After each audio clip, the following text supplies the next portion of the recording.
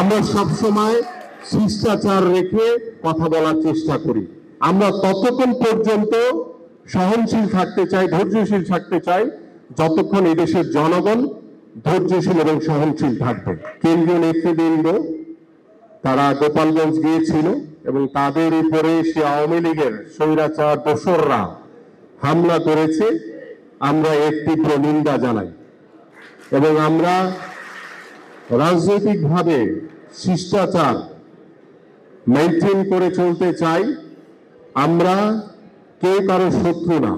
আমরা চাই যে বাংলাদেশটিকে গঠন করার জন্য আমাদের সকলের অংশগ্রহণ করা প্রয়োজন এবং একটি রাজনৈতিক দল হিসেবে আমরা আরেকটি রাজনৈতিক দলকে সম্মান করে কথা বলি, সহনশীলতার মাধ্যমে কথা বলি এবং ধৈর্যশীলতা বজায় রেখে আমরা আচরণ করি। কিন্তু বাংলাদেশে বিএনপি ছাড়া এই জিনিসটা কেউ মেনটেন করে না। আমরা সবসময় শিষ্টাচার রেখে কথা বলার চেষ্টা করি, কিন্তু আমাদের কিছু ইসলামিক দল রয়েছে যাদের কথা বলতে বলতে দাঁত পড়ে যায়, তারপরে তারা শুধরায় না। যারা সকালবেলা একটা কথা বলে, বিকালবেলা আরেকটা বলে, যাদের নিজেদের উপরে আস্থা নাই, তারা জনগণ তাদের প্রতি কিভাবে আস্থা রাখবে বলেন? এবং নতুন দল তাদেরকে আমরা স্বাগত জানিয়েছি, আহ্বান জানিয়েছি, কিন্তু তাদের কিছু কথাবার্তা, কিছু আচরণ, তাদের কিছু কর্মকাণ্ড ইতিমধ্যে তারা প্রশ্নবিদ্ধ হয়ে গেছে দেশের সাধারণ মানুষের কাছে।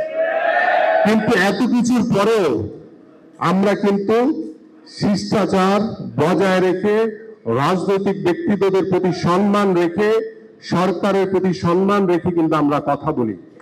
আমাদের মাননীয় ভারপ্রাপ্ত চেয়ারম্যান জনাব তারেক রহমান সবসময় এই বিষয়টি আমাদেরকে শিখিয়েছেন এবং আমাদেরকে নির্দেশনা দিয়েছেন।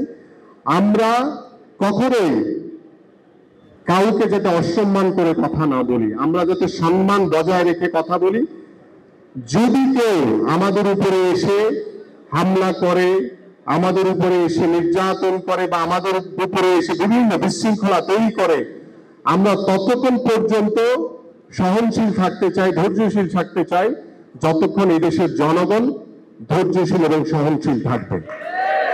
কারণ আমাদের সকল কর্মকাণ্ড হচ্ছে বাংলাদেশের জনগণকে কেন্দ্র করে, বাংলাদেশের জনগণের মতামত নিয়ে, পরামর্শ নিয়ে আমাদের সকল পথ চলা, সকল কর্মকাণ্ড করা।